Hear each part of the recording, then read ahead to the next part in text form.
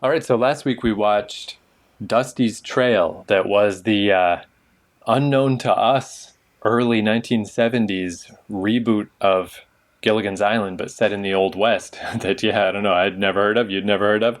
Not the worst thing in the world, but it was just Gilligan in a different venue. And then as I was like researching that, it was this whole thing about how Sherwood Schwartz was trying to get Gilligan's Island rebooted because it definitely had been canceled sooner than it should have been because it was a popular show and he didn't see any reason why they couldn't make more Gilligan. And then that ended up turning into Dusty's Trail. But then alongside it, there was this animated series. So I thought, like, oh yeah, let's check that out. Just because, we were just talking about Gilligan last week, just in this Gilligan mode. This is now or never. If I'm ever going to watch the Gilligan's Island cartoon, now's the time. But I don't expect great things from it because 1970s era cartoons, I mean, that's not the greatest, Like, if you go back farther, you get Max Fleischer Superman cartoons, and you get Merry Melodies and stuff. Like cartoons. Well, I guess because those were all theatrical cartoons. But once you get to this sort of TV cartoon era, pretty rough. Not great.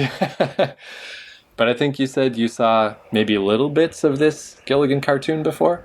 That Gilligan, yeah, I vaguely remember little bits of it, and it's that usual animation, that flat two-dimensional look that was very, very popular. Cheap. It had a cheap look about it for 1970s type cartoons.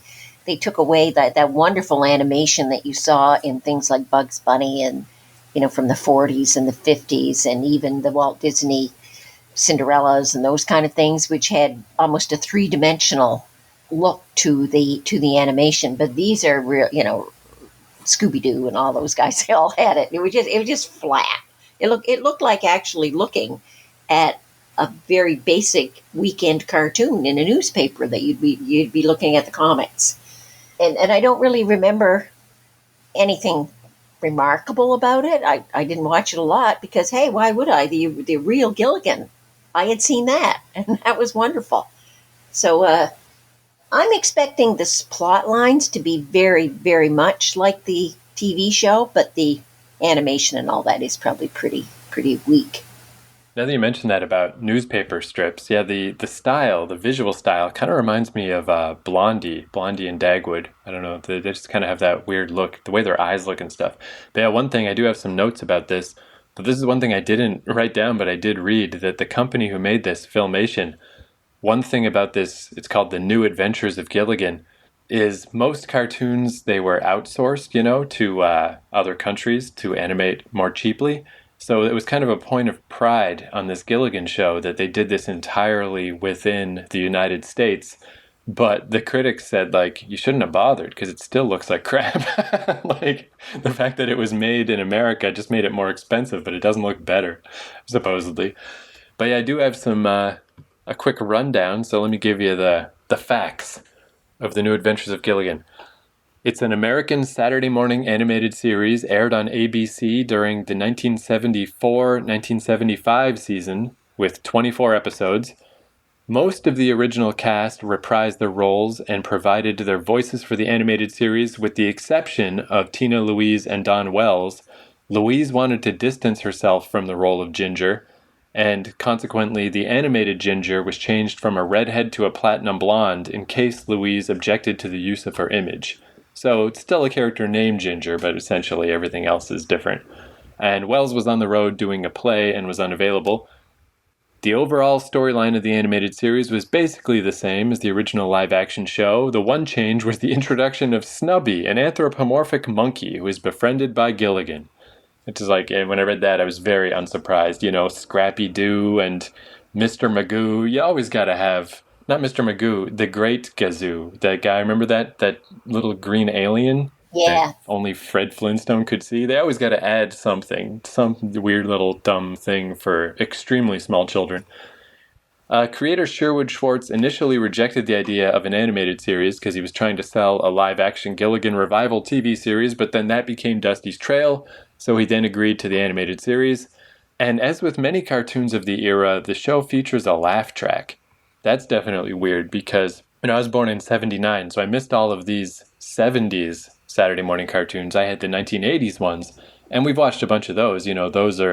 They're also pretty poor in their own way, because that was, Transformers, G.I. Joe, He-Man, Gem. It's just there to sell toys. But at least they didn't have laugh tracks, Like, I still feel like the 80s and the 70s both had bad cartoons, but the 80s cartoons at least didn't have a laugh track. So anyway, I've got let's see. I grabbed episode 13. It's called A Sinking Feeling, just because I was like, is there any consensus about this show? Does anybody even care to rank which episodes are the best episodes? And I did find some reference saying that this one was probably the best of them. It didn't seem extremely enthusiastic, but it's like, good enough. Just give me anything, any reason to watch any one of these in particular, and I'll take it. So as for where to watch these, unfortunately, they're not on YouTube. I think they want you to sign up to, whoever owns this these days, the Warner Archives or whatever, is where you're supposed to sign up to watch them. Oh, I did find some episodes on archive.org. You could always try that, I suppose. I think this show is well named, A Sinking Feeling. I haven't even watched it yet, and I'm getting a sinking feeling. Yeah, I believe in this case it's, quicksand on the island or whatever. But yeah, maybe it will turn out to be a double meaning. And they also didn't want to spend money on the classic Gilligan theme song. So supposedly this is just some weird spoken word poem that the cast reads. So, I have a feeling this might not be a great entry in the classic Gilligan theme song pantheon either. But let's see. I guess one way to find out. Okay, before I sink any further. Now listen to this story that we will tell to you. The story of the Minnow. 5 passengers and crew. With Gilligan aboard the ship, the skipper by his side. An unexpected storm came up and tossed them with the tide. They found themselves a shipwrecked clan, lost on Gilligan's Isle. Gilligan and Skipper, the millionaire, his wife.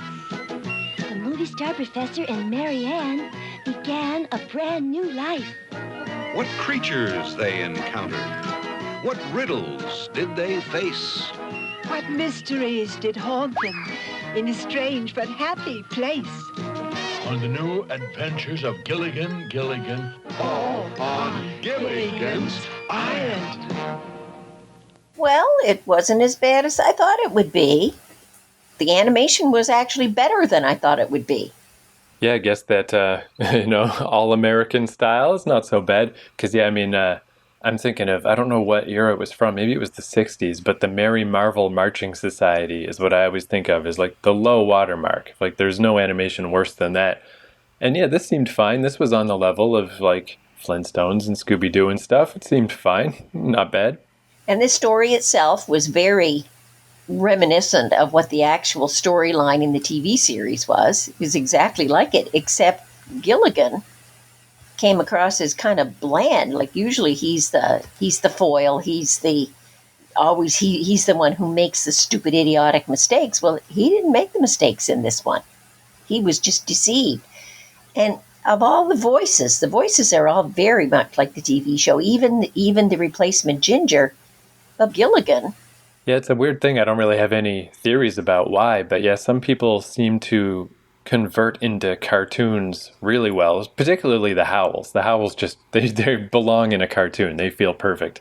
It makes me think like if they had ever made a Beverly Hillbillies cartoon, like Mr. Drysdale would fit right in a cartoon.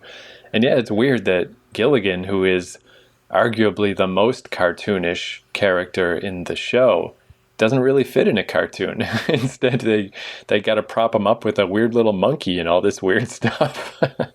Yeah, the monkey seems to be more Gilligan-esque than Gilligan. Little things like that bumblebee. He's trying to kill the bumblebee, and flowers are, anyway, he can't. And then with the coconuts all come falling down on his head, and those are Gilligan tricks. But Gilligan didn't do any of those things in this. In fact, Gilligan didn't do anything stupid at all in this show. He just followed Mr. Howell's lead, and actually was very smart in doing things like removing those lead boulders from the pit getting them into the thing. He was quite intelligent in this one. It just didn't fit his role of being, always the cause of whatever happens that they can't get off that island. Yeah, that is weird. And yeah, that's the weird thing too. A lot of times we watch these shows and we notice these things, but you can come up with a reason or a theory. But yeah, I don't have much on this one of just like, yeah, I don't know why it is this way. It doesn't seem, it seems kind of logical to put little, cartoon animals in a Saturday morning cartoon show for kids, I guess. But yeah, to have them usurp the whole point of the show and the star that it's named after, very strange choice. I don't know what that's all about. It definitely reminded me of the Flintstones too, of just, they're using the animals as construction devices, like the animals are like their vehicles. And they even, that car made out of hay that they had at the start, they didn't technically do the Flintstones, you're just running along the ground to make your car move, but almost. They had some kind of a little pedal system. It was like a little pedal car, like a kid would have. Yeah, so really, really similar to the Flintstones. And I was a little worried too when I read that description of the monkey being anthropomorphic, because I was like, I know that means, that it's more of a person than an animal, but I wasn't sure if that meant it could speak. And I was glad to at least see it didn't speak English. That'd be way too cartoony and weird. So yeah, I don't know. It is basically just Gilligan's Island, just not as good. And it was okay adding the animal culture because, especially since Gilligan is such he's a simple basic soul, and you can see him connecting up with some animal life. So to have a little pet, yeah, that fits his character. But the pet was actually more of a star of the show than what Gilligan was. Actually, the star of this show was Mr. Howell, of this episode. It was definitely Mr. Howell. Yeah, I wonder if there is a reason why this episode stood out a little bit more than the other ones. If I had to guess, that is probably why. Because, yeah, Mr. Howell's just awesome. He's just so good. As you said, it's great that they had him take on this role in the cartoon, because I really can't imagine anybody else being Mr. Howell. His voice is so distinctive. And Mrs. Howell's, too. That kind of snotty upper class, she does a beautiful job of that. It might have been able to get somebody to replace her that would have been as effective. But Mr. Howell, I really can't see them finding anybody for him. And I got to say, the Ginger character, she comes across as really good. She's much better than the Ginger in the Old West series. She's one of these with that breathy voice, and she's exuding sex all the time, constantly. Which is what the original Ginger does. Whereas that girl who did the Ginger role in the Wild West, she only occasionally put on that act. Yeah, and I just went to look up the name of the lady who did the Ginger voice, Jane Webb, because, apparently she's been in something like 8 million cartoons. Like, she's a super famous cartoon actress. She's been in tons of stuff. So yeah, we'll give her flowers. Did a fine job, Jane Webb. So then to follow this up, not right away, actually probably not for like 10 years or so, I think it was in the 80s, but they did do a follow-up series called Gilligan's Planet. And I couldn't find any episodes of this, but I didn't look that hard because, I was like, that's fine. I did find, though, just the opening. This is just the opening to Gilligan's Planet, just to give us the new little theme spoken word poem song. And this is the final fate of what happened to these Gilligan characters. We've got a brand new story about the castaways. We left our tiny island after years and months and days. We built a little spaceship. It's crude, but it could fly. We left home and lost our way between the stars and sky. We went from an island to a star, lost on Gilligan's Planet. Gilligan and Skipper, the millionaire, his wife. The professor, the movie star, and Mary Ann began a brand new life. What creatures we encounter.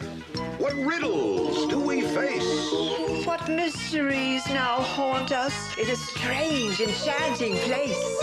Our adventures are the best by far. Here on Gilligan's Star Planet. Oh yeah. So yeah, I figured that's fine. Yeah, we don't need to watch a real episode of that, and I couldn't find one even if we wanted to. But surely that's it, right? Because we've been going down this rabbit hole of like, oh, I didn't realize Dusty's Trail was a show, and oh yeah, there's that Gilligan cartoon, and then it turns out, oh, there's a second Gilligan cartoon that's in outer space. But surely this is the end of it, right? Like, there is a Nintendo game that I remember I played as a kid, and it's like not a very good game, not very well remembered. Probably one of those cases where, Gilligan's Island was very out of date at that point. But I think they did stuff like that so that if a parent saw the game, they'd go like, oh, I know Gilligan's Island, I'll get that for my kid. And then it's a kind of a crappy game. But I just remember I did rent it, and you run around the island. If I remember right, you do build a boat or something, and Gilligan messes it up. I think, I could be wrong, but my memory is that you get like a genie wish or something. It's really out there, and then Gilligan wishes for, a Sunday or something, and they, Gilligan. But anyway, that's got to be the end of the Gilligan Trail. It just has to be. There's no way that there's more hidden Gilligan stuff. Now, we did watch, didn't we? But I saw it. Return to Gilligan's Island. Did you see that? No, I know you mentioned that you saw it. It was a TV movie, right? But I've never seen it. They've made it back to the mainland, and for some reason they decide to go back to the island to see how much it has changed in 20 years or whatever. I can't really remember much about it, but it's these people and what happened to them after they left the island and came back to civilization. And it just shows them like 25 years later or 20 years later, however many years it is. And they plan on going back to that island. Now, why don't I remember anything else about it? Wow, it looks like maybe there is one more thing. The Castaways on Gilligan's Island. A made-for-television comedy film that continues the adventures of the shipwrecked castaways from Gilligan's Island and the reunion movie, Rescue from Gilligan's Island. The Harlem Globetrotters on Gilligan's Island. No, what the hell is this? Then Gilligan's Planet. Okay, let's see. Okay, and then I think that's it. So yeah, I guess, man, I spoke too soon. There's definitely more stuff, and I'm not watching it. I'm not watching the Harlem Globetrotters on Gilligan's Island. I mean, I do love both things. Maybe it's great, but that's enough. Well, I guess I could tell you. Hold on, because the good old Wikipedia article. God bless Wikipedia. I actually, it's only like a couple dollars a month, but I do donate every month to Wikipedia because I use this website so much. Like, man, it's the best for just anything you might need to know.